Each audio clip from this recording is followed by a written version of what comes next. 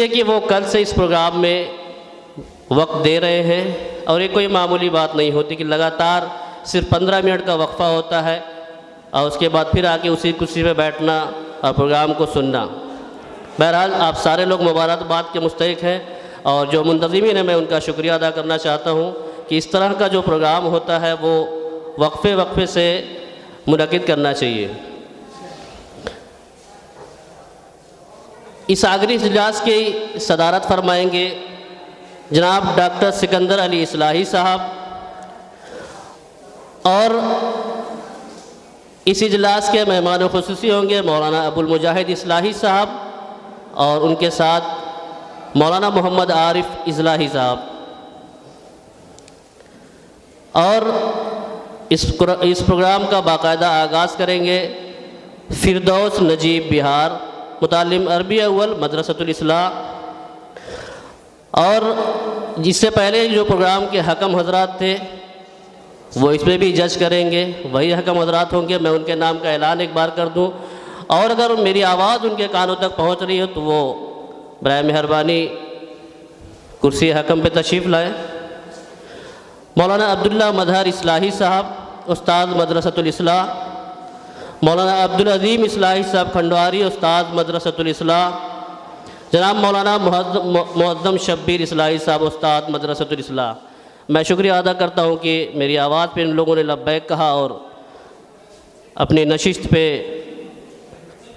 تشریف لائے۔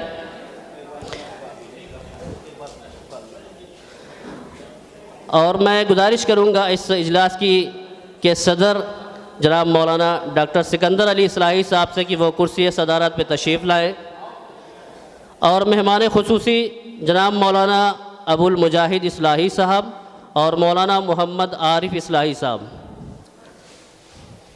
آپ سے مؤدبانہ گزارش ہے کہ آپ اپنی نشست سنبھال لیں۔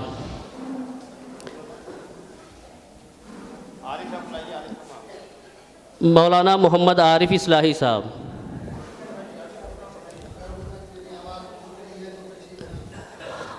اگر ان تک میری آواز پہنچ رہی ہے تو برائے مہربانی وہ اسٹیج پہ تشریف لائے، موصوف کی کرسی منتظر ہے۔ بہرحال میں ایک بار شرکائے پروگرام کا نام آپ کے سامنے پیش کرتا ہوں، جو باہر ہے وہ برائے مہربانی آ جائے اس لیے کہ وقت بہت کم ہے۔ زید عالم بہار، محمد عمار بھریا، محمد ناصر بھادو، محمد آصف بھادو، محمد شہزیب کرولی، محمد علی چکیا حسین آباد، محمد اصدق اسرولی، محمد ہانی سرئی خورد، محمد اسماعیل پھریا، عثمان اشرف راجہ پور سکرور، عبداللہ اشرف راجہ پور سکرور، محمد ازمان کھنڈواری، عبدالاحد بھادو، محمد سبحان سنجرپور۔ یہ تمام مصاحبین جن کا نام ابھی یہاں لیا گیا ہے ان سے گزارش ہے کہ وہ جلسہ گاہ میں تشریف لائیں۔ بہرحال بغیر کسی تمہید کے اور اس پروگرام کی کارروائی کو آگے بڑھاتے ہوئے میں تلاوت کلام اللہ کے لیے دعوت دیتا ہوں عزیزی فردوس نجیب کو کہ وہ تشریف لائیں اور اس بابرکت مجلس کا آغاز کریں۔ فردوس نجیب بہار، متعلم مدرسۃ الاصلاح۔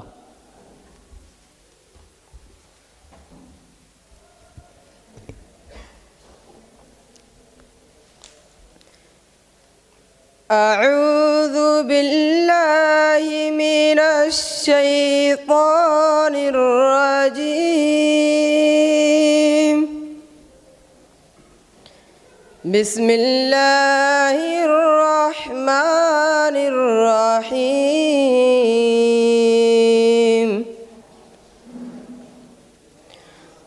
هو اللہ الذی لا الہ الا هو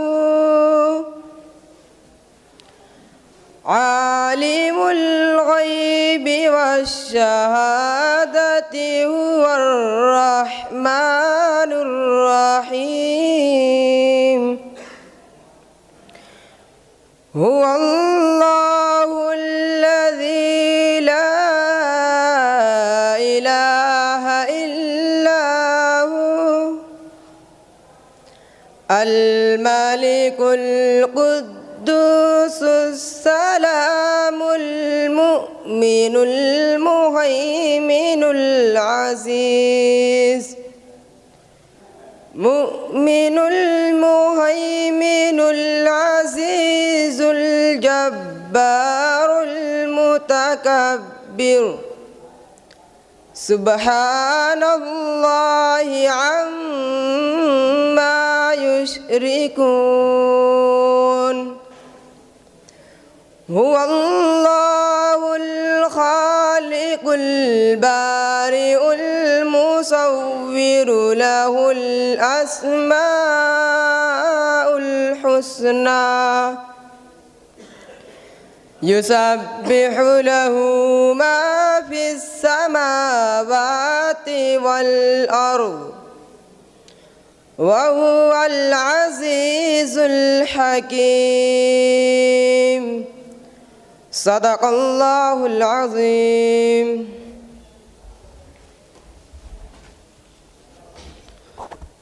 صدق اللہ العظیم.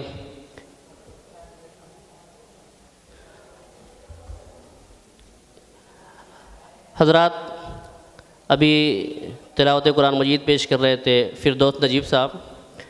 قبل اس کے کہ میں کارروائی کے آگے بڑھاؤں، میں مولانا محمد عارف اصلاحی صاحب سے گزارش کرتا ہوں اور آج کے مہمان خصوصی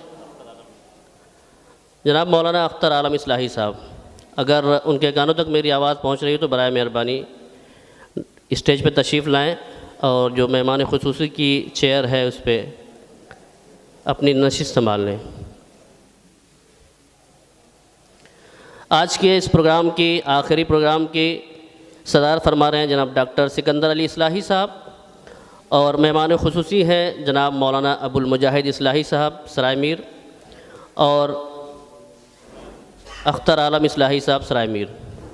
میں صدر صاحب کی اجازت سے پروگرام کی کارروائی آگے بڑھاتا ہوں اور مساہمین میں سے ایک نام جس کو زید عالم کے نام سے آپ جانتے ہیں، میں ان کو ڈائس پہ آنے کی زحمت دیتا ہوں کہ وہ ڈائس پہ تشریف لائیں، اور ان کا عنوان ہے وقت کی اہمیت.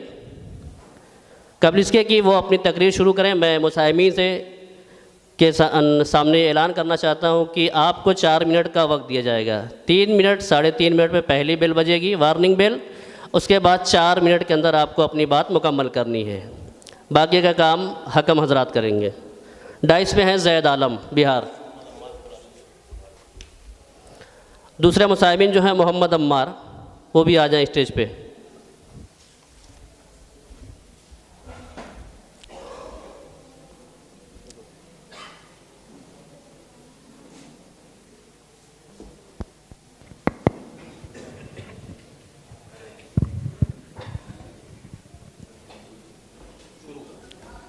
السلام علیکم ورحمۃ اللہ وبرکاتہ.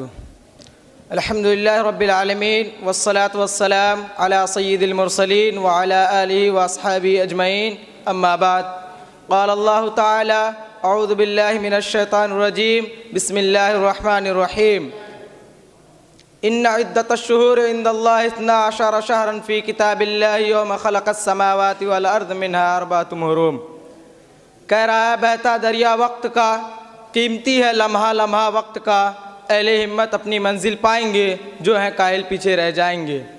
جناب صدر، حکم حضرات، مہمان خصوصی، محترم اساتذہ کرام اور میرے عزیز ساتھیوں، آج کی اس پروگرام میں میری تقریر کا عنوان ہے وقت کی اہمیت. محترم سامعین، وقت ایک دولت ہے، یہ اللہ کی دی ہوئی ایک قیمتی نعمت ہے. اس کی قدر اور عظمت وہی جانتا ہے جس نے وقت کی قدر نہ کر کے سب کچھ کھو دیا، یا وہ جس نے اس کی قدر و منزلت کو پہچان کر عزت و شہرت اور مال و دولت سبھی کچھ حاصل کر لیا. چنانچہ اللہ کے رسول صلی اللہ علیہ وسلم نے فرمایا اغتنم خمسا قبل خمس شبابک قبل حرمک وصحتك قبل سقمك وغناك قبل فقرك وفراغك قبل شغلك وحياتك قبل موتك. اس حدیث میں اللہ کے رسول صلی اللہ علیہ وسلم نے جن چیزوں سے پہلے غنیمت سمجھنے کے بارے میں کہا ہے، ان میں سے ایک موت سے پہلے زندگی ہے. یہ زندگی کیا ہے؟ منٹوں، سیکنڈوں اور گھنٹوں، لیل و نہار کی آمد، صبح و شام کی گردش، رتوں اور موسموں کے تغیرات، غرض کی وقت کی مجموعی کو زندگی کے لفظ سے تعبیر کیا جاتا ہے۔ لہٰذا اس حدیث میں اللہ کے رسول صلی اللہ علیہ وسلم نے فرمایا موت سے پہلے زندگی کو غنیمت سمجھو، دراصل یہ معنی رکھتا ہے کہ انسان اپنی زندگی کے ایک لمحے کو صحیح مصرف کے لیے اور صحیح جگہ میں صرف کرے، لیکن آج اکثر لوگ اس معاملے میں غفلت سے کام لیتے ہیں۔ چنانچہ اللہ کے رسول صلی اللہ علیہ وسلم نے فرمایا نعمتان مغبون فیہما کثیر من الناس الصحۃ والفراغ۔ وقت کی اہمیت کا اندازہ اس بات سے بھی لگایا جا سکتا ہے کہ آخرت میں انسان سے سب سے پہلا سوال اس کی عمر کے بارے میں ہوگا۔ پھر آپ صلی اللہ علیہ وسلم نے فرمایا لا تزول قدم عبد یوم القیامۃ حتی یسأل عن عمرہ فیما افناہ۔ یہ انسانوں کی تاریخ، یہ تہذیب و ثقافت کا زوال و عروج، یہ قوموں کی رفعت و تنزلی کیا ہے؟ محض لمحوں سیکنڈوں میں تشکیل پانے والے مثبت یا منفی عناصر کا مجموعہ ہے۔ بنی نوع انسانی کو تمام تر اتار چڑھاؤ، کامیاب و ناکامی پر وقت کو شاہد اور گواہ بتاتے ہوئے مخاطب کیا گیا ہے۔ وَالْعَصْرِ إِنَّ الْإِنسَانَ لَفِي خُسْرٍ إِلَّا الَّذِينَ آمَنُوا وَعَمِلُوا الصَّالِحَاتِ وَتَوَاصَوْا بِالْحَقِّ وَتَوَاصَوْا بِالصَّبْرِ۔ لیکن آج مسلمان وقت کی اہمیت اور اس کی افادیت سے بالکل غافل ہے۔ وہ اپنی زندگی کے قیمتی لمحوں کو جو کہ سونے اور چاندی سے بھی زیادہ اہمیت رکھتا ہے لا یعنی کاموں میں اور لہو و لعب میں ضائع کر رہا، اور اسے اس بات کا احساس نہیں ہے کہ کتنی قیمتی متاع کھو رہا ہے۔ میرے محترم دوستو، دنیا میں وقت ہی وہ شے ہے جس کا کوئی عوض اور بدلہ نہیں۔ بیماری کے بعد صحت حاصل کی جا سکتی ہے، مال و دولت ضائع ہونے کے بعد دوبارہ مل سکتے ہیں، عہدہ و منصب چھیننے کے بعد دوبارہ حاصل کی جا سکتی ہے، لیکن دنیا میں جتنی بھی قیمتی چیزوں کا تصور کیا جا سکتا ہے ان میں سے ہر ایک ٹوٹنے کے بعد دوبارہ مل سکتی ہے، لیکن وقت ایسی قیمتی چیز ہے جس کے گزرنے کے بعد واپس نہیں لایا جا سکتا۔ یہ وقت جو بھی آپ نے اس جلسہ گاہ میں گزارا ہے کیا آپ دنیا کی کوئی دولت صرف کر کے واپس لا سکتے ہیں؟ ہرگز نہیں۔ یہ بچپنا، یہ جوانی، یہ بڑھاپا، یہ لمحے اور سیکنڈ جن کی گھڑیاں گزرنے کی اطلاع اور خبر دے رہی ہیں، کیا آپ دنیا کی کوئی طاقت سے طاقتور، امیر سے امیر ترین شخص بھی کسی قیمت پر واپس نہیں لا سکتا۔ میں نے چند باتوں پہ اپنی تقریر کو ختم کرتا ہوں۔ وآخر دعوانا الحمدللہ رب العالمین۔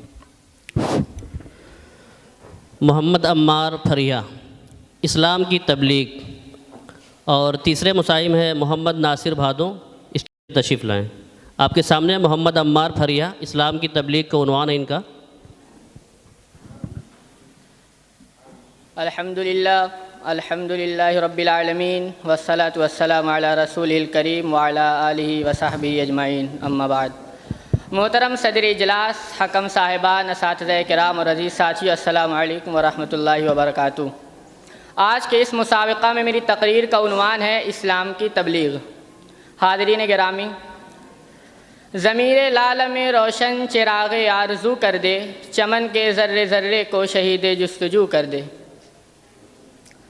ایک حدیث ہے، اس کے بعد بھی اگر آنکھ نہیں کھلتی کسی انسان کی تو میں نہیں سمجھتا کہ اس نے اپنے گرد جو فلا تزکوا انفسکم، اس نے اپنے گرد جو تزکیہ نفس کا ایک مصنوعی حالہ بنا لیا ہے، کبھی بھی وہ اس حالے سے نکل سکے گا اگر اس حدیث سے بھی آنکھ نہ کھلی۔ اور وہ حدیث کیا ہے؟ مولانا اشرف علی تھانوی نے ان کو اپنے جو خطبات جمعہ ان میں نقل کیا ہے، بیہقی کی روایت ہے۔ اوحى اللہ عز وجل الى جبرائیل علیہ الصلاۃ والسلام ان اقلم مدینۃ کذا وکذا باہلیہا۔ اللہ نے حکم دیا حضرت جبرائیل کو فلا فلا بستیوں کو الٹ دو ان کے رہنے والوں سمیت۔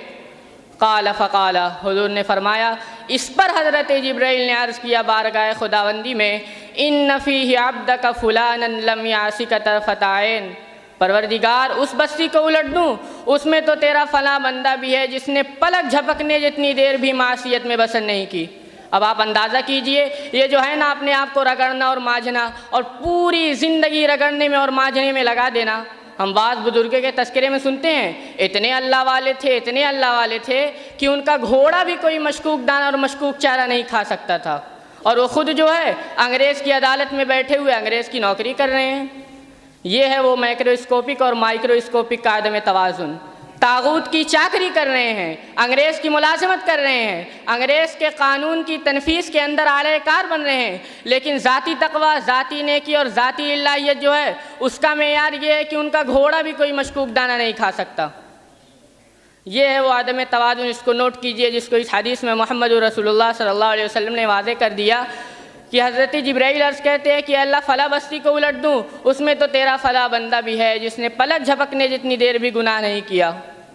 آپ ذاتی نیکی کا اس سے اونچا کوئی مقام تو ہو نہیں سکتا کہ آنکھ جھپکنے جتنی دیر بھی کسی نے گناہ نہیں کیا، لیکن حکم کیا ہوا بارگاہ خداوندی میں؟ قال فقال، حضور نے فرمایا اس پر اللہ نے حکم دیا حضرت جبرائیل کو، اقلبھا علیہ وعلیہم، الٹو اس بستی کو پہلے اس بدبخت پر پھر دوسروں پر۔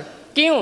فَإِنَّ وَجْهَهُ لَمْ يَتَمَعَّرْ لِي سَاعَةً قَطْ، اس لیے کہ اس کا چہرہ کبھی میری غیرت میں سرخ نہیں ہوا، اس کے چہرے کا رنگ نہیں بدلا۔ بے غیرت انسان بدیاں پھیلتی رہی، میرے دین کو رودھا جاتا رہا، میری شریعت کی دھجیاں بکھرتی رہیں، عوامل کا مذاق اڑایا جاتا رہا۔ نواحی کے لیے دنیا کے اندر جن چیزوں سے میں نے روکا اس کے لیے نئے نئے فلسفے تراشے گئے، اور یہ لگا رہا مست رکھو ذکر و فکر صبح گاہی میں اسے، یہ سوائے ذاتی اپنی اس اصلاح کے، ذاتی تقویٰ کے، ذاتی نیکی کے، ذاتی عبادت گزاری کے یہ میدان میں نہیں آیا، اس کا خون نہیں کھولا کبھی، اس کے چہرے کا رنگ متغیر نہیں ہوا، لہٰذا یہ دوہرا مجرم ہے۔ یہ وہ تصور اس کو نوٹ کیجئے، اس کے یہ معنی بھی نہیں ہے کہ نماز بھی نہیں پڑھ رہے، روزہ بھی نہیں رکھ رہے، اقامت دین کے کارکن ہیں، فرض نماز آ گئی ہے وہ چلی جا رہی ہے، جماعت کا کوئی اہتمام نہیں ہے۔ اب یہ دو انتہائیں ہیں، ایک انتہا یہ کہ وہ تزکیہ نفس جو ہے اسی میں وہ رگڑنے اور مانجھنے کا عمل جاری ہے، دوسرے یہ کہ سری سے اس کا کوئی تعلق ہی نہیں۔ کیفیت وہ ہو گئی جو یہود کے لیے آئی تھی قرآن مجید میں کہ اتامرون الناس بالبر وتنسون انفسکم وانتم تتلون الکتاب، کیا تم لوگوں کو نیکی کا حکم دیتے اور اپنے آپ کو بھول جاتے ہو؟ یہ دوسری انتہا ہے۔ اللہ تعالیٰ سے دعا ہے کہ اللہ تعالیٰ ہمیں اور آپ کو ان دونوں انتہاؤں میں سرخرو فرمائے، آمین۔ وآخر دعوانا الحمدللہ رب العالمین۔ السلام علیکم۔ محمد ناصر بھادو، ان کا موضوع ہے وقت کی اہمیت۔ محمد آصف اسٹیج پہ تشریف لائیں۔ السلام علیکم ورحمۃ اللہ وبرکاتہ، نحمدہ ونصلی علی رسولہ الکریم، اما بعد۔ صدر علی وقار، حکم صاحبان، اساتذہ کرام اور معزز سامعین، آج کے اس مسابقہ میں میری تقریر کا عنوان ہے وقت کی اہمیت۔ حضرات، اللہ تعالیٰ نے ہمیں اشرف المخلوقات بنایا ہے اور اپنے پیارے حبیب صلی اللہ علیہ وآلہ وسلم کے صدقے میں ایمان عطا فرمایا، ہمارے لیے اس دنیا میں طرح طرح کی نعمتیں پیدا فرمائی، جس طرح سورج، چاند، ستارے، ہوا، پانی سب اس کی عظیم نعمتیں ہیں، اسی طرح وقت اور زندگی بھی اللہ کی دی ہوئی بیش قیمتی نعمت ہے۔ یاد رکھو کہ دنیا میں وہی لوگ کامیاب ٹھہرے جنہوں نے وقت کی قدر کی۔ وقت اللہ کے فضل و کرم اور وقت کی قدر کرنے کی برکت کی اہمیت کو جاننے کی وجہ سے عبد القادر جیلانی، امام ابن تیمیہ، امام غزالی، حسن البنا شہید، امام رازی اور دیگر مجاہدین نے گراغت اور مقام و منصب پایا۔ ہمیں چاہیے کہ ہم اپنے وقت کو اللہ اور اس کے رسول کی اطاعت میں گزاریں۔ حضرات، وقت اللہ کی دی ہوئی ایسی نعمت ہے جو ہر انسان کو برابر ملتی ہے، امیر و غریب سب کے لیے یہی دن و رات ہیں، سب کو یہی 24 گھنٹے ہی ملتے ہیں۔ اب دیکھنا یہ ہے کہ وقت کی قدر کون کرتا ہے اور اسے برباد کون کرتا ہے۔ ان قریب یہ فانی دنیا ختم ہونے والی ہے۔ وقت کی قدر و اہمیت یہ ہے کہ قرآن مجید میں سورہ عصر میں ارشاد ہے وَالْعَصْرِ إِنَّ الْإِنسَانَ لَفِي خُسْرٍ إِلَّا الَّذِينَ آمَنُوا وَعَمِلُوا الصَّالِحَاتِ وَتَوَاصَوْا بِالْحَقِّ وَتَوَاصَوْا بِالصَّبْرِ۔ زمانۂ محبوب کی قسم، بے شک انسان ضرور نقصان میں ہے مگر وہ جو ایمان لائے اور اچھے کام کرے اور ایک دوسرے کو حق کی تاکید کی اور ایک دوسرے کو صبر کی وصیت کی۔ لہٰذا ہمیں اچھے کاموں اور نیکی کے کاموں میں وقت گزارنا چاہیے۔ جن سے شریعت نے منع کیا ہے اس میں چونکی چنانچے سے کام نہ لیں بلکہ شریعت پر چلتے ہوئے وقت گزاریں۔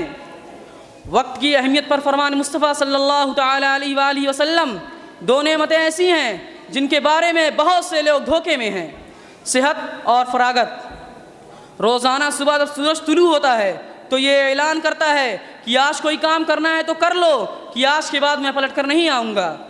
قرآن مجید میں اللہ تعالیٰ کا ارشاد ہے ثم لتسألن یومئذ عن النعیم، پھر بے شک ضرور اس دن تم سے نعمتوں کی پرسش ہوگی، اور وقت بھی ایک بہت اہم نعمت ہے، اس کے بارے میں بھی پوچھ تاچھ ہوگی۔ سرکار دو عالم صلی اللہ علیہ وآلہ وسلم نے فرمایا قیامت کے دن بہت سارے سوال ہوں گے، ان میں سے ایک سوال یہ بھی ہے کہ عمر کہاں صرف کی۔ حضرت علی رضی اللہ تعالیٰ عنہ کا فرمان ہے کہ ایام تمہاری زندگی کے صفحات ہیں، انہیں نیک اعمال سے زینت بخشو۔ امام شافعی رحمۃ اللہ تعالیٰ علیہ کا فرمان ہے اہل اللہ کی صحبت سے سیکھنے کو ملا کہ وقت تلوار کی طرح ہے، اسے نیک اعمال سے کاٹو ورنہ فضولیات میں مشغول کر کے یہ تم کو کاٹ دے گا۔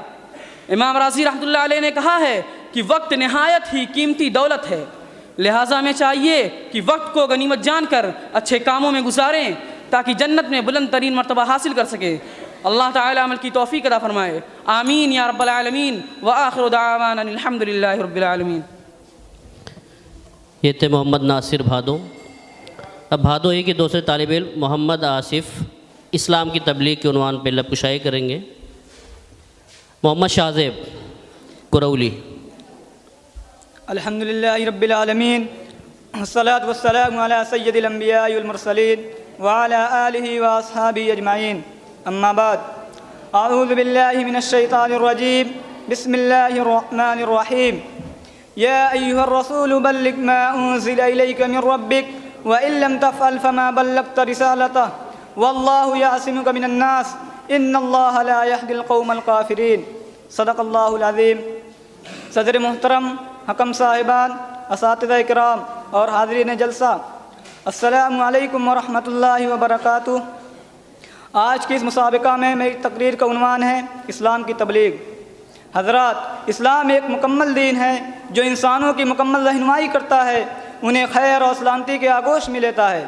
اسلام نام ہے خدا کے سامنے سپر ڈال دینے کا، اس کی اطاعت کرنے کا اور اس کے سامنے جھکنے کا۔ اسلام دین برحق ہے اور اللہ کے نزدیک پسندیدہ ہے۔ اللہ تعالیٰ کا ارشاد ہے، ان الدین عند اللہ الاسلام۔ پھر یہ اسلام اللہ نے اپنے محبوب بندوں کے ذریعہ پوری انسانیت کے لیے بھیجا ہے تاکہ لوگ اس کو اپنائیں اور پوری دنیا میں اسلام کا سکہ رائج ہو، اسی کا ڈنکا بجے اور اسی کی چرچا ہو۔ چنانچہ اللہ تعالیٰ کا ارشاد ہے، هو الذي ارسل رسوله بالهدى ودين الحق ليظهره على الدين كله ولو كره المشركون۔ اسلام کی تبلیغ اللہ تعالیٰ نے اپنے چنندہ اور برگزیدہ بندوں سے کرایا اور انہیں اس بات کا حکم دیا کہ وہ لوگوں میں اسلام کی تبلیغ کریں اور اس کا پرچار کریں۔ چنانچہ اللہ تعالیٰ کا ارشاد ہے، یا ایھا الرسول بلغ ما انزل الیک من ربک وان لم تفعل فما بلغت رسالتہ واللہ یعصمک من الناس۔ اے رسول، آپ اپنے رب کی جانب سے نازل کردہ شریعت اور دین کو لوگوں تک پہنچا دیجئے، اور اگر آپ نے ایسا نہیں کیا تو گویا کہ آپ نے رسالت کی تبلیغ نہیں کی۔ قرآن کریم کی ایک اور آیت میں اللہ تعالیٰ نے نبی کریم صلی اللہ علیہ وسلم کو تبلیغ کے لیے آمادہ کیا ہے۔ فرمایا، قل یا ایھا الناس انی رسول اللہ الیکم جمیعا۔ اور ایک دوسری جگہ ارشاد فرمایا، ادعو الی سبیل ربک بالحکمت والموعظۃ الحسنۃ وجادلھم باللتی ہی احسن۔ گویا اسلام کی تبلیغ ایک محترم الشان کام ہے جس کی تبلیغ اللہ تعالیٰ نے اپنے برگزیدہ بندوں سے کرایا، اور اب یہ ذمہ داری امت مسلمہ کے ہر فرد پر عائد ہے۔ اللہ تعالیٰ کا ارشاد ہے، کنتم خیر امۃ اخرجت للناس تأمرون بالمعروف وتنہون عن المنکر وتؤمنون باللہ۔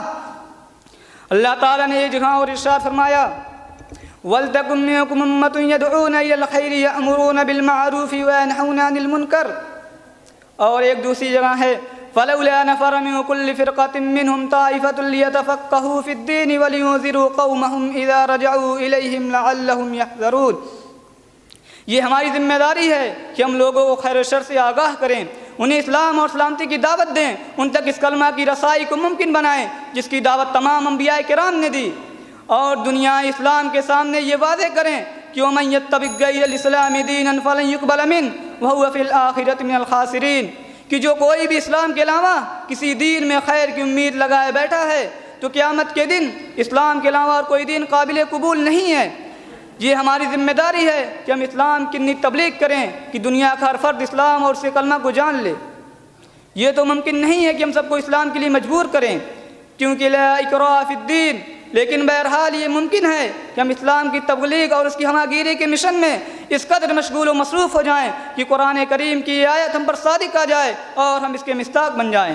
وَمَنْ أَحْسَنُ قَوْلًا مِّمَّا دَعَا إِلَى اللَّهِ وَعَمِلَ صَالِحًا وَقَالَ إِنَّنِي مِنَ الْمُسْلِمِينَ۔ میں ان چند باتوں پر اپنی تقریر کو ختم کرتا ہوں۔ وَمَا عَلَيْنَا إِلَّا الْبَلَاغُ۔ شاہ زیب کرولی، وقت کی اہمیت ان کا موضوع ہے۔ محمد علی چکیا، حسین آباد۔ الحمد للہ رب العالمین، والصلاة والسلام على سید الانبیاء والمرسلین وعلى آلہ وصحبہ اجمعین، اما بعد۔ صدر عالی وقار، حکم صاحبان اور سامعین مجلس، آج کی اس تقابلی بزم میں میری تقریر کا عنوان ہے وقت کی اہمیت۔ حضرات، وقت اللہ تعالیٰ کی نعمتوں میں سے ایک بیش قیمت نعمت ہے اور ایک گراں قدر تحفہ ہے۔ اس کی اہمیت زندگی کے ہر لمحہ میں ظاہر ہوتی رہتی ہے اور اس کے قیمتی ہونے کا اندازہ روزمرہ کے حالات میں ہمہ وقت ہوتا رہتا انسان کو روزمرہ کے حالات میں ہمہ وقت ہوتا رہتا ہے۔ آئیے وقت کی اہمیت کا اندازہ ہم مثالوں کے ذریعہ سمجھنے کی کوشش کرتے ہیں۔ حضرات دنیا میں ایک انسان کے لیے سب سے اہم چیز ایمان ہے۔ اگر ہم وقت رہتے ایمان کی دولت سے سرفراز ہو گئے تو بہت بہتر ہے، ورنہ وقت نکلنے کے بعد ہم لا کلمہ کا ورد کریں وہ قابل قبول نہیں ہے۔ اللہ تعالیٰ کا فرمان ہے الآن وقد عصیت من قبل، فرعون کا دعوی ایمان ٹھکرا دیا گیا کیونکہ وقت نکل چکا تھا۔ اسی طرح قیامت کے دن کافرین کہیں گے رب ارجعون لعلی اعمل صالحا فیما ترکت، اللہ تعالیٰ ان کی درخواست کو رد فرما دے گا کلا انہا کلمۃ هو قائلها، کیونکہ عمل کا وقت تو دنیاوی زندگی ہے جو اب ختم ہو چکی۔ اسی طرح ایمان کے بعد سب سے اہم عمل نماز ہے، جس کے تعلق سے اللہ تعالیٰ کا فرمان ہے ان الصلاۃ کانت علی المؤمنین کتابا موقوتا، نماز مومنین پر وقت کے ساتھ فرض کی گئی ہے۔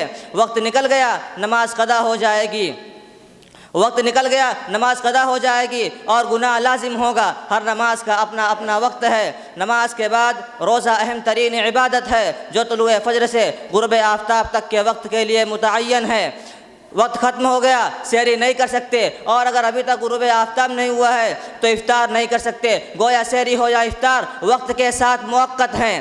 نماز کے بعد روزہ کے بعد زکوٰۃ کا نمبر ہے، اس میں بھی وقت کی بڑی اہمیت ہے۔ زکوٰۃ انہی اموال میں واجب ہوتی ہے جن پر حولان حول یعنی ایک سال گزرا ہو، جن اموال پر سال نہیں گزرا ہو ان پر زکوٰۃ واجب نہیں ہوتی۔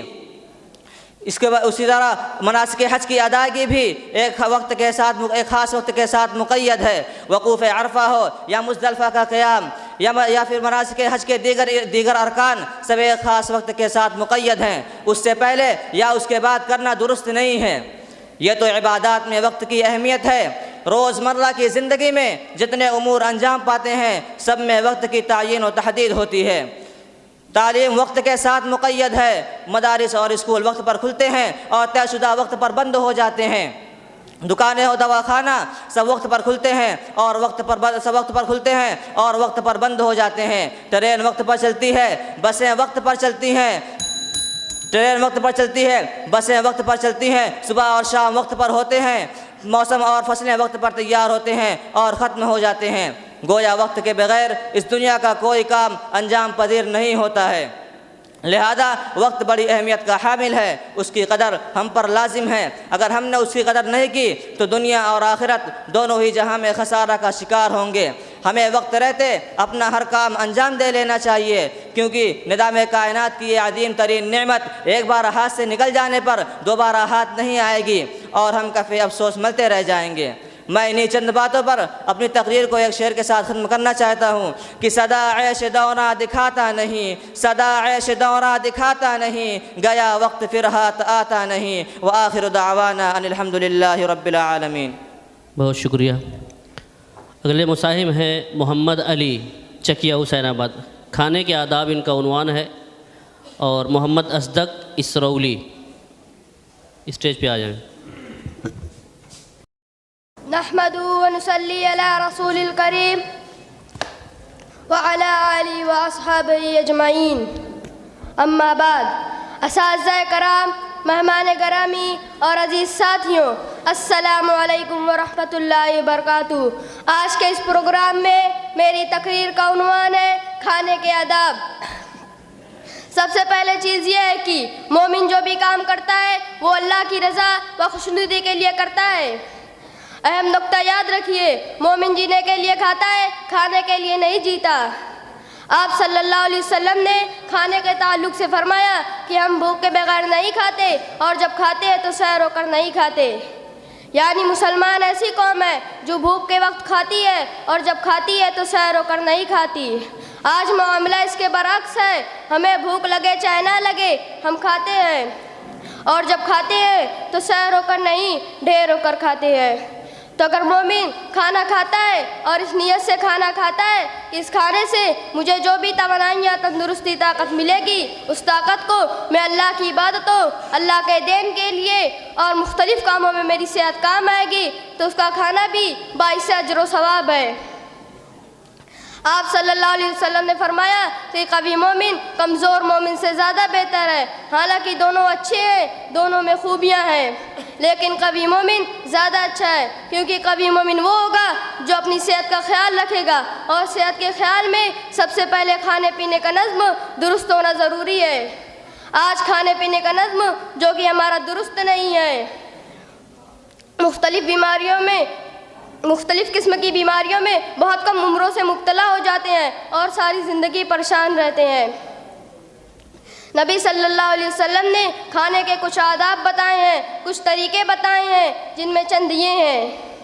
کھانا کھانے سے پہلے ہاتھوں کو دھونا، کھانا کھانے سے پہلے بسم اللہ پڑھنا اور 3 انگلیوں سے کھانا، اور کھانے میں عیب نہ نکالنا اور ٹیک لگا کر نہیں کھانا چاہیے، اور کھانا کھانے کے بعد اللہ کا شکر ادا کرنا۔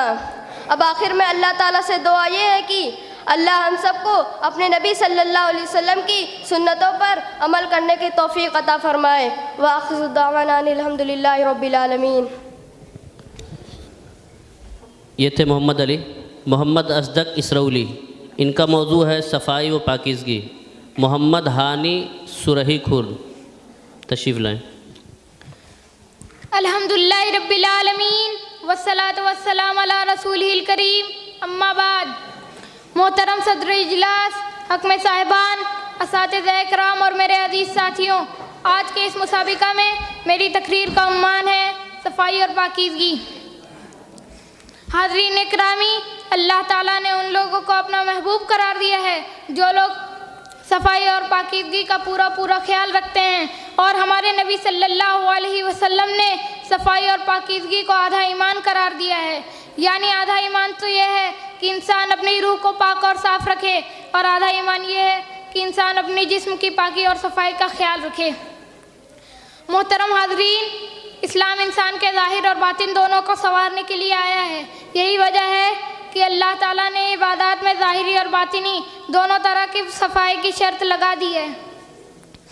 انسانی زندگی میں طہارت کی ضرورت اس کی پیدائش سے لے کر اس کی موت تک باقی رہتی ہے، اور اس میں انسانی جسم کی صفائی سے لے کر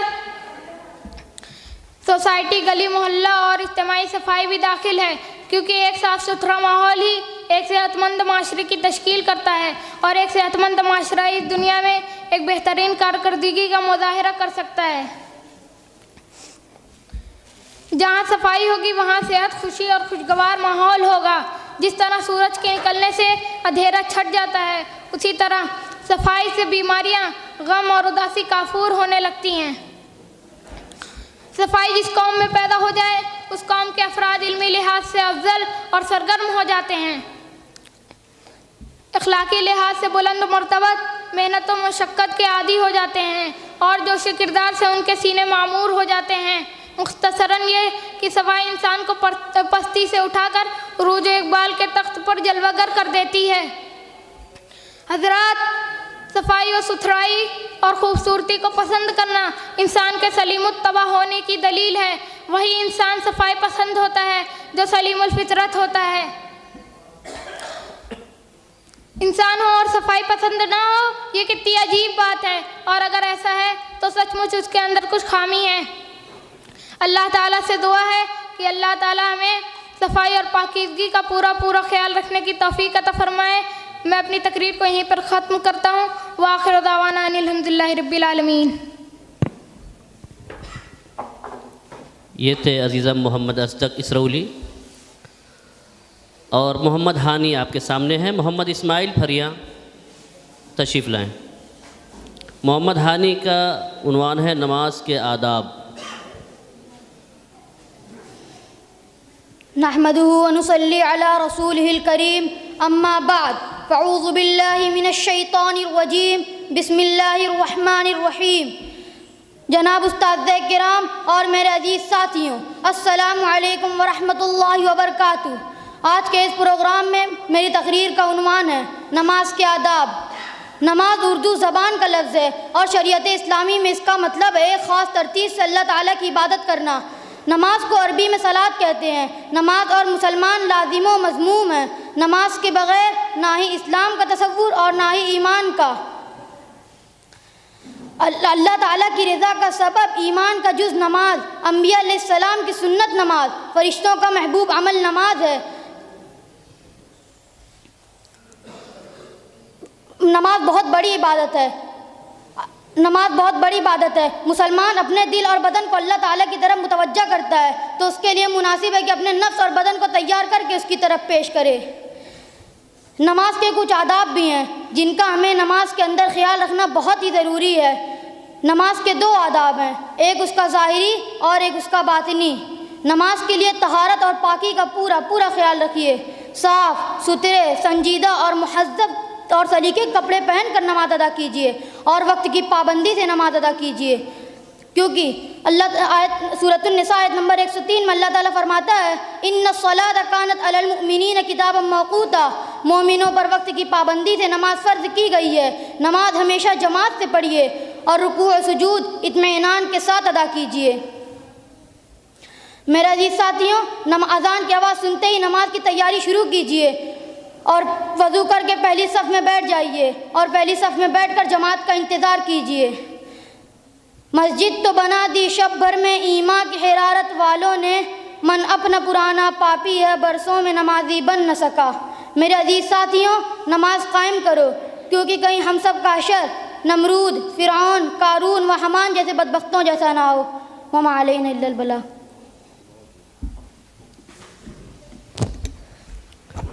اب آپ کے سامنے محمد اسماعیل پھریا، اسلام کی تبلیغ، ان کا موضوع ہے عثمان اشرف۔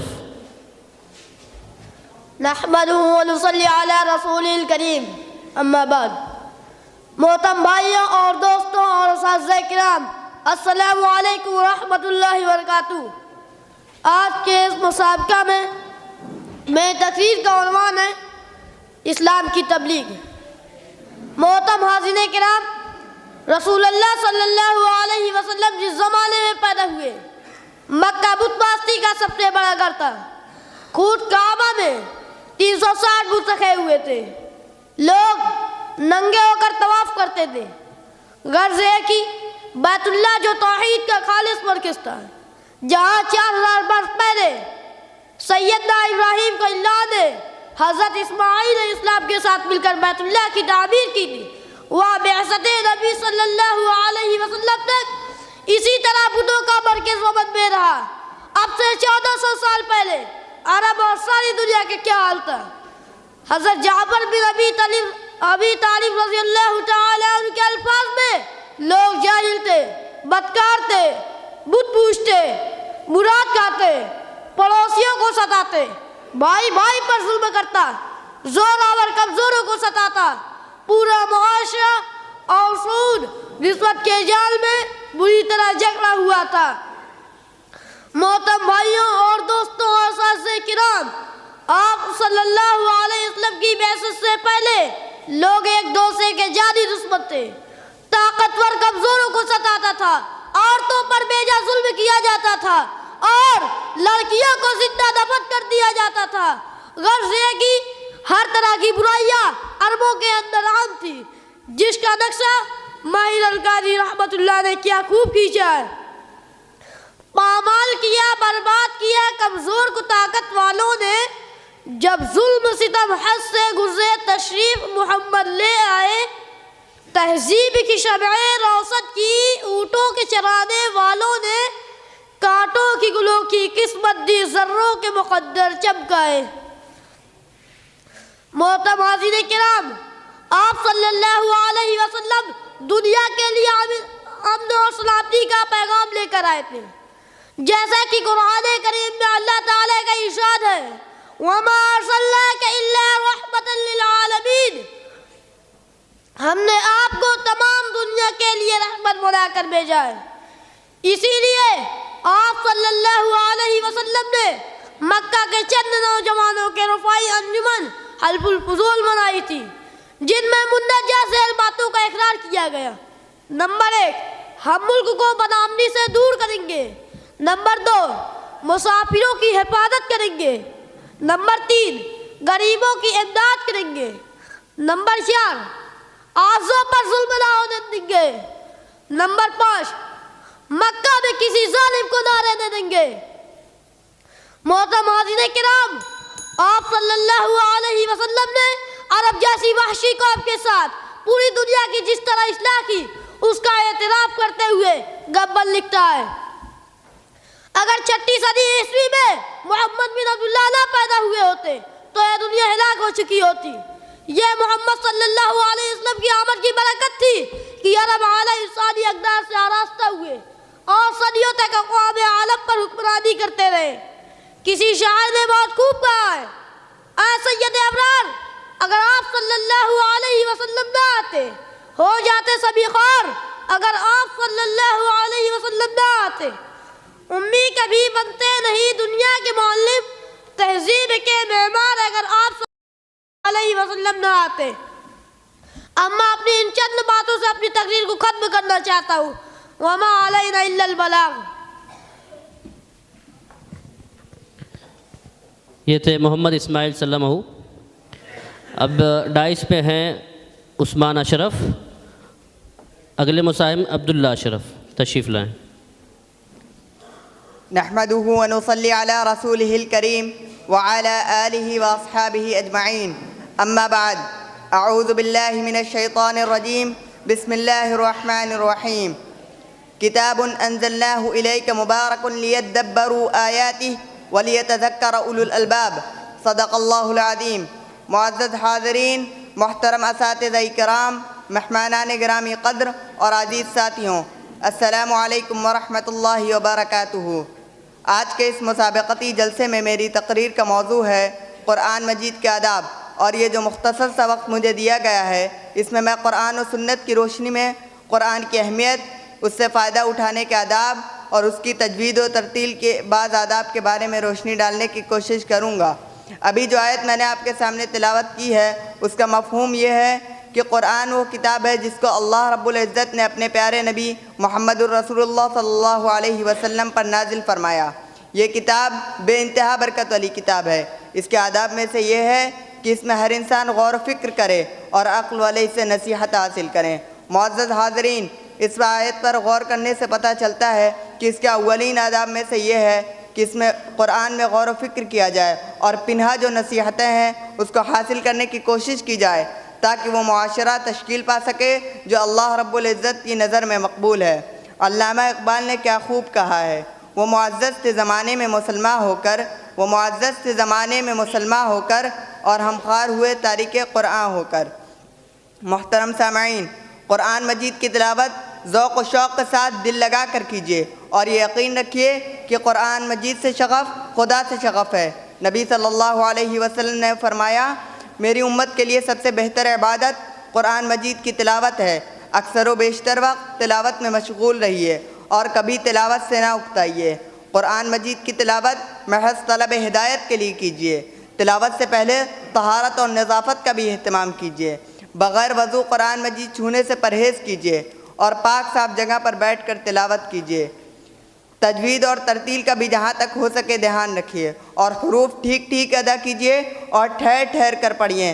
نہ زیادہ زور سے اور نہ بالکل ہی آہستہ بلکہ درمیانی آواز میں پڑھیے.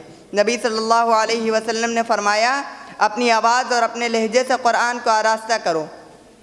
یوں تو جب بھی موقع ملے تلاوت کیجیے، لیکن سحر کے وقت تہجد کی نماز میں قرآن کی تلاوت کرنے کی کوشش کیجیے. یہ تلاوت قرآن کی فضیلت کا اونچا درجہ ہے. ہر مومن کی یہ تمنا ہونی چاہیے کہ وہ تلاوت قرآن کا اونچا سے اونچا مرتبہ حاصل کرے. معزز حاضرین، قرآن مجید کا مطالبہ یہ ہے کہ اس کی ہدایات و تعلیمات پر پوری طرح عمل کیا جائے اور اسی کے مطابق زندگی گزاری اور سنواری جائے. انفرادی، اجتماعی، اخلاقی اور روحانی، معاشرتی و سیاسی زندگی کا اسے دستور العمل بنا لیا جائے.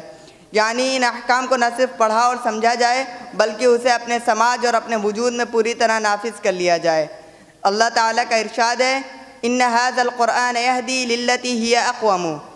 اس کا ترجمہ یہ ہے کہ قرآن انسانوں کو وہ راستہ دکھاتا ہے جو سب سے بہتر ہے. لہذا ایک مومن اور مسلم معاشرہ کے ہر فرد پر یہ لازم ہے کہ اس راستے کی تلاش و جستجو میں لگا رہے تاکہ وہ اللہ کی رحمت کا مستحق قرار پایا جائے اور اسے وہ راستہ ملے جو اللہ کی رضامندی اور خوشنودی کی طرف لے جاتا ہو۔ آخر میں یہ دعا ہے کہ اللہ تعالی ہمیں قرآن مجید کی ہدایت حاصل کرنے کی توفیق عطا فرمائے اور ان آداب کو ملحوظ رکھنے کی توفیق عطا فرمائے۔ وآخر الدعوانا ان الحمد للہ رب العالمین والسلام علیکم ورحمۃ اللہ۔ شکریہ۔ ابھی آپ بڑے بھائی کو سن رہے تھے، اب عبداللہ اشرف آپ کے سامنے ان کے چھوٹے بھائی ہیں، محمد اذمان کھنڈواری۔ عبداللہ اشرف کو لے کے میری فہرست میں 4 مساہم اور بچے ہیں، تھوڑا سا اور صبر کریں، انشاءاللہ پروگرام وقت پہ ختم ہوگا۔ نحمده ونصلي على رسوله الكريم اما بعد اعوذ بالله من الشيطان الرجيم بسم الله الرحمن الرحيم والعصر ان الانسان لفي خسر الا الذين امنوا وعملوا الصالحات وتواصوا بالحق وتواصوا بالصبر۔ محترم اساتذہ کرام، مہمانان گرامی قدر اور میرے عزیز ساتھیوں، السلام علیکم ورحمۃ اللہ وبرکاتہ۔ آج کے اس مسابقتی جلسے میں میری گفتگو کا موضوع ہے وقت کی اہمیت۔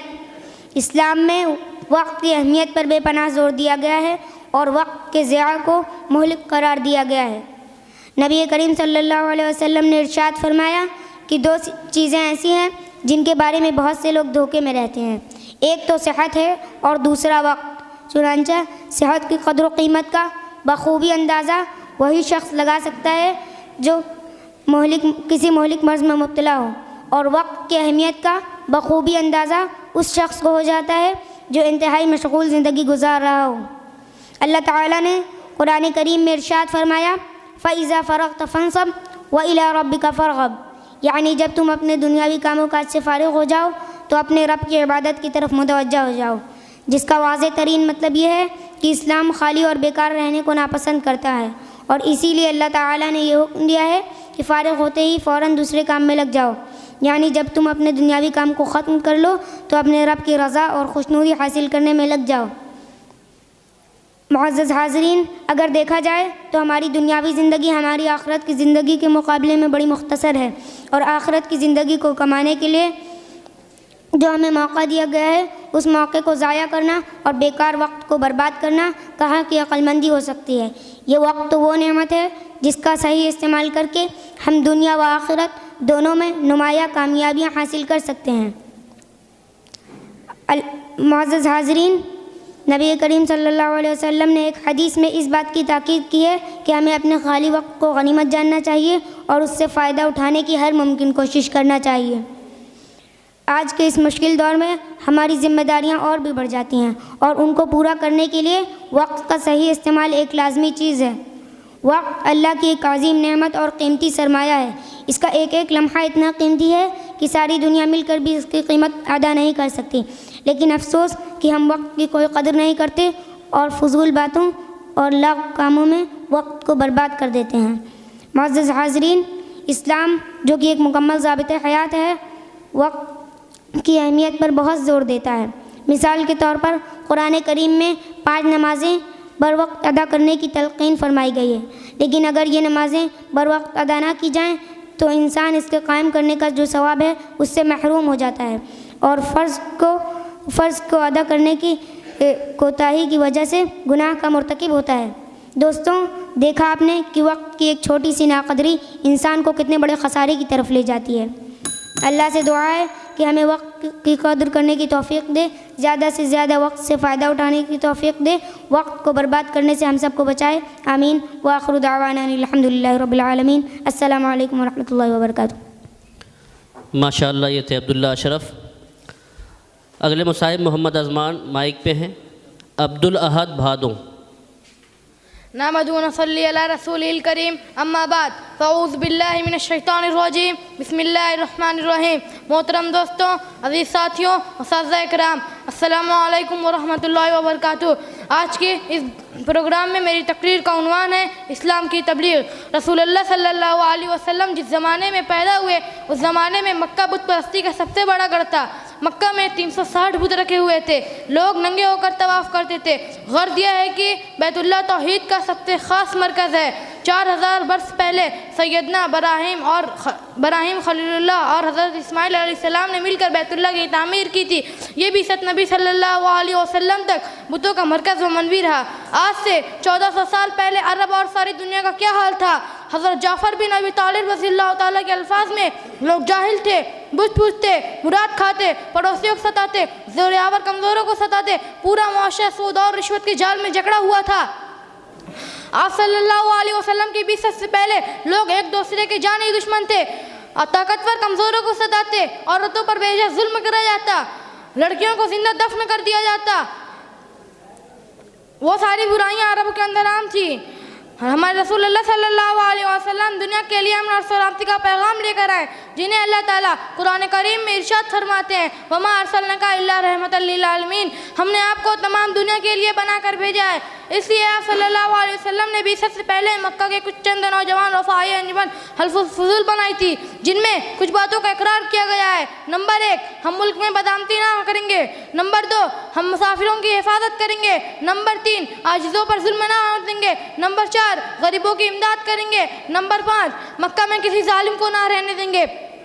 آپ صلی اللہ علیہ وسلم نے عرب جیسی وحشی قوم اور پوری دنیا کی اصلاح کی ہے، جن میں کچھ اصلاح کی ہے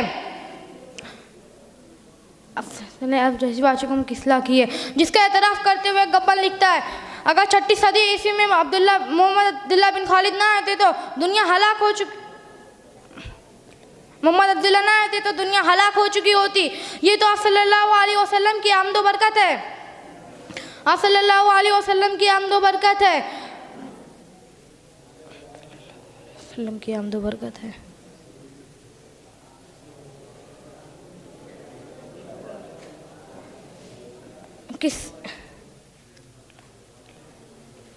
کسی شاعر نے کیا خوب کہا ہے، اے سید ابرار، اگر آپ صلی اللہ علیہ وسلم نہ آتے تو ہو جاتے سبھی خوار، اگر آپ صلی اللہ علیہ وسلم نہ آتے دنیا امی کبھی بنتی نہیں، دنیا کے معلم، تہذیب کے معمار، اگر آپ صلی اللہ علیہ وسلم نہ جاتے۔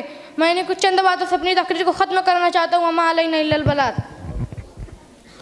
بہت اچھی تھے محمد ازمان، جو کہ آپ کے سامنے بڑی ہمت سے اپنی بات رکھ رہے تھے۔ اگلے مصاحب میں عبدالاحد بھادوں، وقت کی اہمیت ان کا موضوع ہے۔ میں موصوف سے گزارش کرتا ہوں کہ اپنی بات رکھیں۔ عبدالاحد۔ السلام علیکم ورحمۃ اللہ وبرکاتہ۔ ان الحمد للہ والصلاة والسلام علی رسول اللہ محمد المصطفیٰ وعلی من اتبع الہدى الى یوم اللقاء، اما بعد فقد قال اللہ تعالی فی القرآن المجید، اعوذ باللہ من الشیطان الرجیم، بسم اللہ الرحمن الرحیم، والعصر ان الانسان لفی خسر الا الذین آمنوا وعملوا الصالحات وتواصوا بالحق وتواصوا بالصبر، صدق اللہ العظیم۔ محترم صدر مجلس، مہمان خصوصی، اساتذہ کرام، حکم صاحبان اور میرے عزیز ساتھیوں، آج کے اس مسابقہ میں میری تقریر کا عنوان ہے وقت کی اہمیت۔ محترم حاضرین، وقت وہ متاع گرامایا ہے کہ اگر اس کی قدر دلوں میں جاگ جائے تو آدمی کا ایک ایک منٹ بے حد قیمتی ہو جاتا ہے، اور اگر اس کی قدر ناشناسی کا روگ لگ جاتا ہے تو قیمتی سے قیمتی انسان بھی بیکار و بے مصرف ہو کر رہ جاتا ہے۔ وقت کا ایک ایک لمحہ استعمال کرنا ہر کامیاب انسان کے لیے ایک لازمی امر ہے، لیکن ایک مسلمان کے لیے بحیثیت مومن یہ ضروری ہے کہ وہ صرف اوقات کو استعمال ہی نہیں بلکہ اپنی پوری زندگی کا ایک اعلیٰ ہدف مقرر کرے، اپنی پوری زندگی کا ایک اعلیٰ ہدف مقرر کرے اور اپنی زندگی کا ایک ایک لمحہ پوری سنجیدگی کے ساتھ استعمال کرے، پوری سنجیدگی کے ساتھ گزارے۔ حقیقت میں تو مومن کامل وہی ہے جو اس فطرت سے بغاوت نہ کرے جو اس کائنات کی ہے، یعنی وقت کی پابندی۔ آپ اپنی آنکھوں سے دیکھ رہے ہیں کہ اس کائنات کا سارا نظام اللہ کے حکم پر لبیک کہتے ہوئے اپنے متعینہ وقت پر چل رہا ہے۔ سورج، چاند، ستارے اپنے وقت پر نکلتے ہیں اور اپنے وقت پر غروب ہوتے ہیں۔ سورج نکلتا ہے اور وقت ہوتے ہی رات ہوتے ہی غروب ہو جاتا ہے، اسی طرح رات ہوتی ہے، چاند نمایاں ہوتا ہے اور ناقابل بیان منظر پیش کر رہا ہوتا ہے، پرندے اپنے گھروں کو پرواز کر جاتے ہیں، اسی طرح مؤذن 5 وقت کی اذانیں دیتا ہے اور لوگوں کو ایک اللہ کی عبادت کرنے کے لیے مسجدوں میں بلاتا ہے۔ غرض یہ کہ اس کائنات کا ذرہ ذرہ وقت کی پابندی کر کے وقت کی اہمیت کو اجاگر کرتا ہے۔ وقت زندگی ہے اور ہم اور آپ اسے صحیح طریقے پہ استعمال کر کے کامیاب ہو سکتے ہیں، اس لیے ہمیں اور آپ کو چاہیے کہ وقت کی اہمیت کو سمجھیں۔ رسول خدا حضرت محمد مصطفیٰ صلی اللہ علیہ وسلم نے وقت کی اہمیت کو سمجھاتے ہوئے فرمایا کہ 5 چیزوں سے پہلے غنیمت سمجھو۔ نمبر 1، جوانی کو بڑھاپے سے پہلے غنیمت سمجھو۔ نمبر 2، صحت کو بیماری سے پہلے غنیمت سمجھو۔ نمبر 3، مالداری کو تنگ دستی سے پہلے غنیمت سمجھو۔ نمبر 4، فرصت کو مشغولیت سے پہلے غنیمت سمجھو۔ نمبر 5، زندگی کو موت سے پہلے غنیمت سمجھو۔ اللہ تعالیٰ نے ہمیں اور آپ کو بہت سی نعمتیں دی ہیں، اس میں ایک قیمتی نعمت ہے، وہ وقت ہے۔ مگر افسوس کے ساتھ یہ کہنا پڑ رہا ہے کہ آج کل گھر گھر میں فلموں اور ڈراموں کا نشہ چھایا ہوا ہے۔ خواتین عموماً گھریلو جھگڑوں پر مبنی ڈرامے دیکھتی ہیں، جس میں ساس بہو کے جھگڑے اور عشق و محبت پر مبنی ڈرامے پسند کرتی ہیں۔ اسی طرح مرد حضرات جو مار دھاڑ قسم کی فلمیں دیکھنے میں دلچسپی رکھتے ہیں، اس سے ہمیں اور آپ کو کوئی فائدہ نہیں ہوتا، صرف اور صرف وقت کی بربادی ہوتی ہے، وقت کی بربادی۔ اسی طرح دوسری طرف ہمارے اس قوم کے بچے، مسلم قوم کے بچے جو کہ قوم کے مستقبل ہیں آگے چل کے، ان کو بھی دیکھا جائے تو گلیوں میں بلا ضرورت ادھر ادھر جاتے رہتے ہیں، اور چوراہوں پر دیکھا جائے تو 2-3 بچے ہوتے ہیں جو موبائل لے کر اس میں اپنا گیم کھیل کر اپنی زندگی کو برباد کر رہے ہوتے ہیں۔ میں انہی چند باتوں پر اپنی تقریر کو ختم کرتا ہوں۔ وما علینا الا البلاغ۔ یہ تھے عبدالاحد بھادو۔ آخری مصاحب محمد سبحان سنجر پور تشریف لائیں، ان کا موضوع ہے نماز کے آداب۔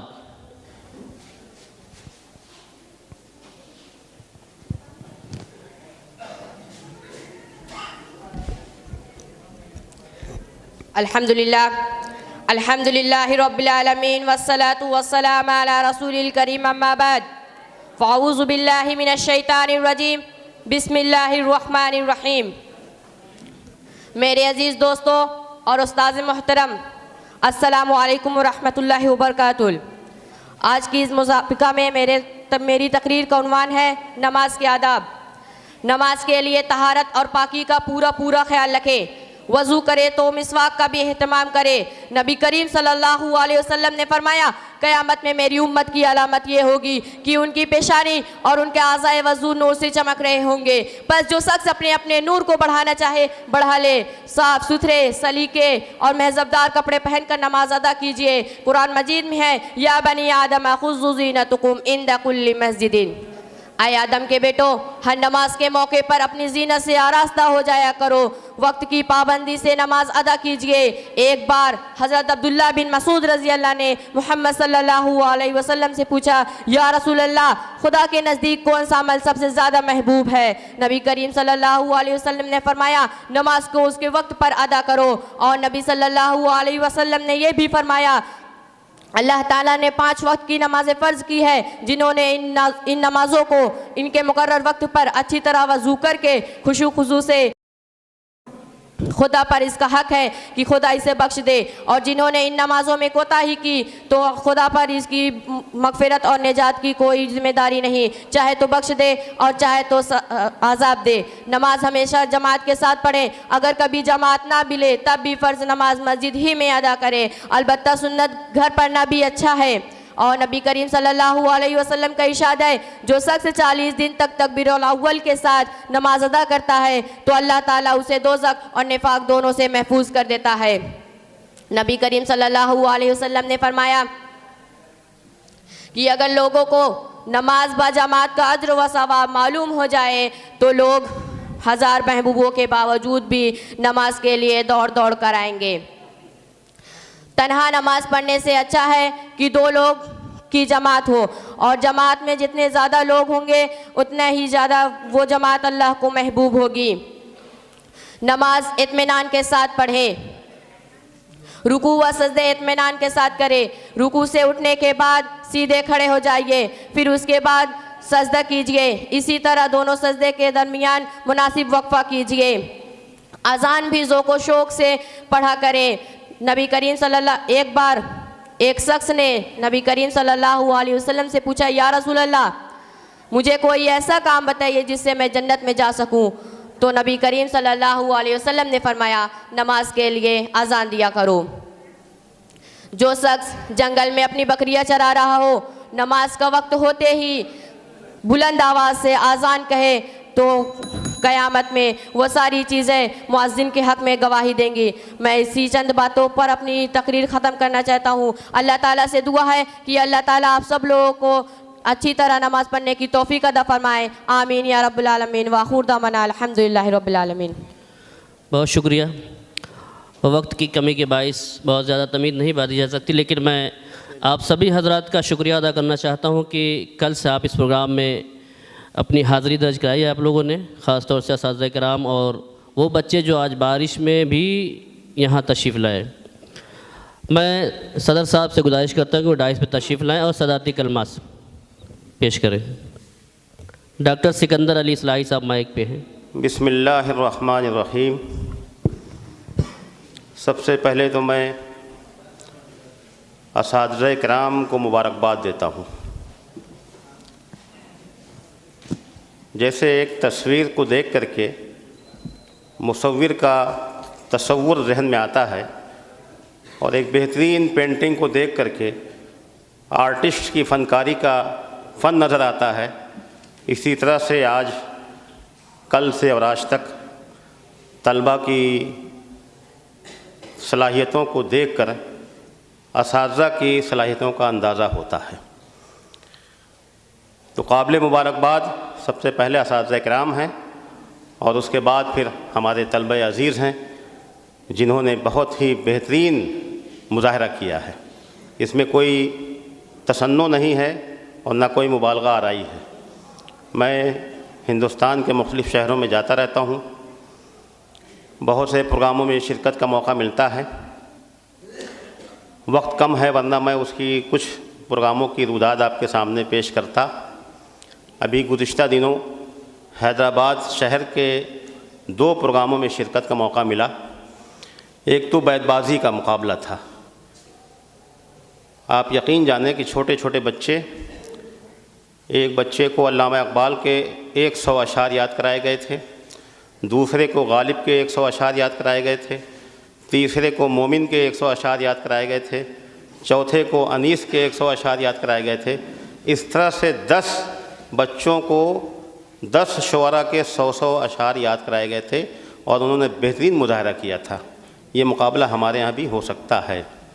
इसी तरह से एक मुकाबला ऐसा हुआ कि मशहूर और मारूफ़ जो मुसन्निफ़ीन हैं, मुक़र्रिरीन हैं, उनके इक़्तिबासात को याद कराया गया। अल्लामा इक़बाल, मौलाना अबुल कलाम आज़ाद, मौलाना मोहम्मद अली जौहर, अताउर रहमान शाह बुखारी और इस तरह के दीगर लोग, उनके इक़्तिबासात को याद करा करके और कोशिश ये की गई कि उन्हीं के जुमलों में, और अगर अंदाज़ का मुताला किया गया और अंदाज़ मालूम हो सका तो उन्हीं के अंदाज़ में तकरीर पेश करने की कोशिश की गई। तो एक मुकाबला ये भी हो सकता है कि हमारे बच्चे मुख्तलिफ़ मुक़र्रिरीन के इक़्तिबासात को याद करें और फिर उन्हीं के अंदाज़ में यहाँ पेश करने की कोशिश करें। अभी मगरबी यूपी के एक सफ़र में बिजनौर जाने का मौका मिला। मैं इसलिए ये बात पेश कर रहा हूँ कि आपके सामने नमूना रहे। हम लोग अल्ट्रा मॉडर्न लोग हैं, मदरसा इस्लाह के मुफक्किरीन दौर जदीद की बात करते हैं, सिर्फ मॉडर्न ही नहीं बल्कि अल्ट्रा मॉडर्न, पोस्ट मॉडर्निज़म की बात करते हैं। वो लोग जिनको हम बहुत बैकवर्ड समझते हैं या कहते आए अभी तक कि ये लोग अंधेरे में रहते हैं, ऐसे लोगों के प्रोग्रामों में शिरकत करने का मौका मिला। उनके यहाँ भी ऐसे ही बच्चों का मुसाबका था। मदरसे वालों ने ये किया था कि बच्चों के वालिदैन को भी बुलाया था, उनके वालिद को भी, उनकी वालदा को भी। मैं इसलिए ये बयान कर रहा हूँ कि अगर यहाँ पर इन बच्चों का मुज़ाहरा जिस अंदाज में पेश किया गया اگر ان کے والد اور ان کی والدہ یہاں موجود ہوتی تو نہ معلوم کتنا ان کے اندر جوش ہوتا اور کتنا جذبہ پیدا ہوتا، اور مدرسہ اصلاح سے کس طرح سے کتنا گہرا لگاؤ پیدا ہو جاتا، اس کا اندازہ کیا جا سکتا ہے۔ تو امید ہے کہ اس پر آپ آئندہ توجہ دیں گے۔ ایک چیز اور ہے، بعض خواتین نے اس کا مجھ سے اظہار کیا کبھی گفتگو میں، جو گھریلو خواتین ہمارے ملنے رشتے میں ہیں یا شناسہ ہیں، کہ مدرسہ اصلاح کی باؤنڈری سے گزرتے گزرتے ہم بوڑھے ہو گئے لیکن مدرسہ اصلاح کے اندر جانے کا اتفاق نہیں ہوا۔ تو اس طرح سے سوچنا چاہیے، غور کرنا چاہیے۔ میں آپ تمام لوگوں کو بہت بہت مبارکباد دیتا ہوں۔ یہ دور کمپٹیشن کا ہے، مسابقے کا ہے۔ ایک پروگرام میں شرکت کا موقع ملا ابھی حالیہ دنوں میں، 4 مدرسے کے اساتذہ کا مقابلہ تھا، جو جونیئر وہاں کے اساتذہ تھے، آپ جیسے ہمارے نوجوان اساتذہ، ان کا مقابلہ تھا۔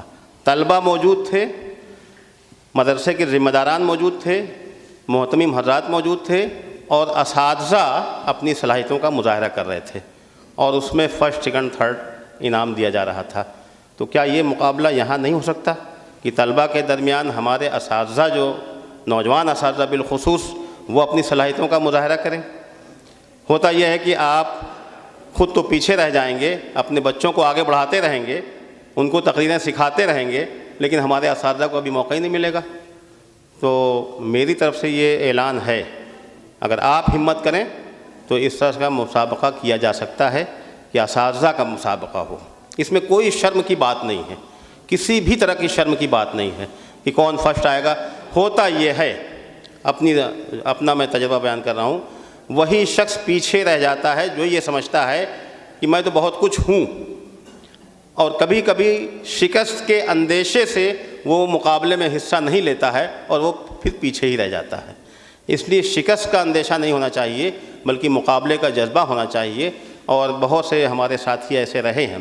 مجھے یہاں بیٹھے بیٹھے یاد آ رہا ہے، آج سے 40 سال پہلے 1982 میں ہم لوگ ابو المجاہد بیٹھے ہوئے ہیں، درجہ چہارم میں آئے تھے اور میں عربی اول میں آیا تھا۔ نہ جانے کتنے دنوں تک ہم لوگ ساتھ میں آتے رہے، جاتے رہے مدرسے، اور آج 40 سال گزرنے کے بعد اللہ نے یہ توفیق دی، اسی درجہ کی دین ہے کہ آج ہم لوگ ساتھ میں اسٹیج پہ بیٹھے ہوئے ہیں۔ تو یہ مدرسہ ہے، یہ اسٹیج ہے، یہ موقع ہے۔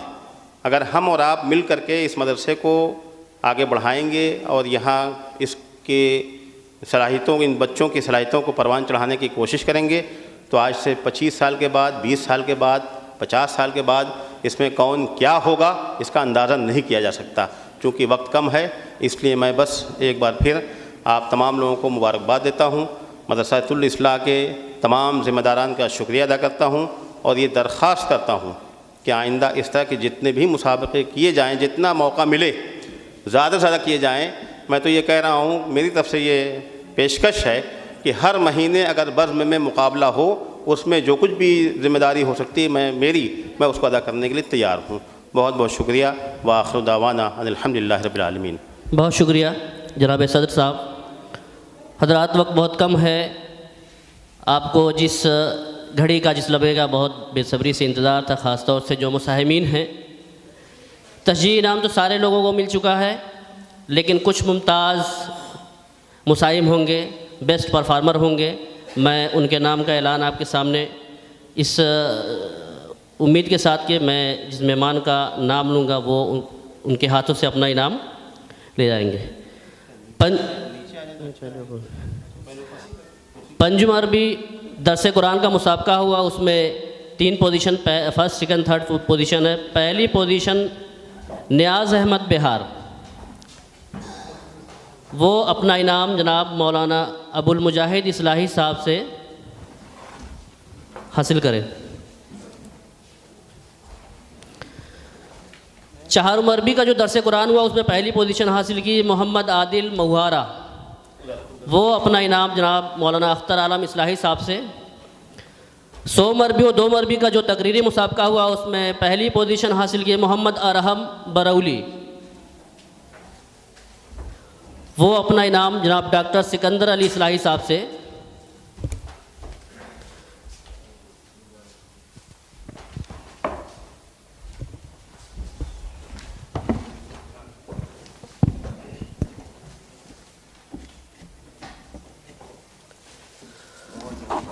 اول عربی کا جو مسابقہ ہوا اس میں محمد عمار پھریا وہ اپنا انعام جناب مولانا عبید اللہ قاسمی صاحب سے حاصل کریں۔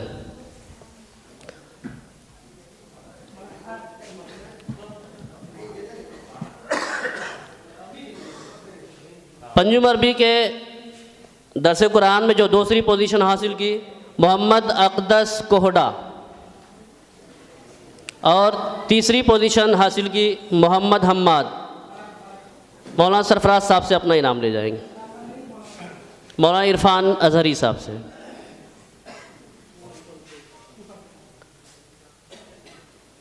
محمد حماد توہ، مولانا نسیم ظہیر صاحب سے اپنا انعام لے۔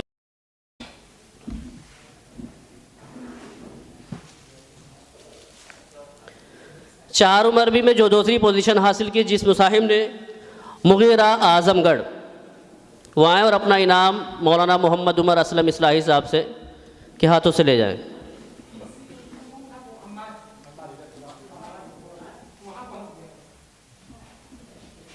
اور تیسری پوزیشن محمد احمد برولی،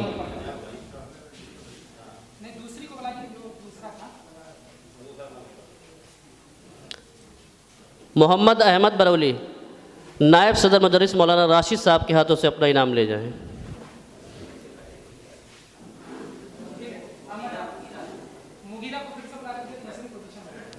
دوسری پوزیشن چہارم عربی کے درس قرآن کے مسابقے میں مغیرہ اعظم گڑھ،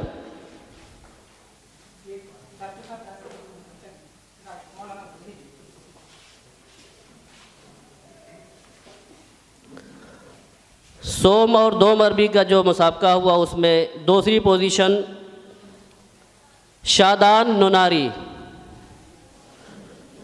جناب مولانا خالد صاحب صدر مدرس شعبہ اردو سے اپنا انعام لے جائیں گے۔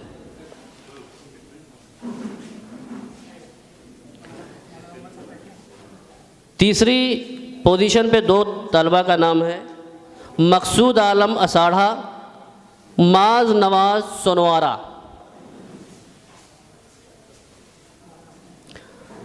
یہ دونوں مساہم اپنا انعام مولانا محمد عمر اسلم صاحب سے حاصل کر لیں۔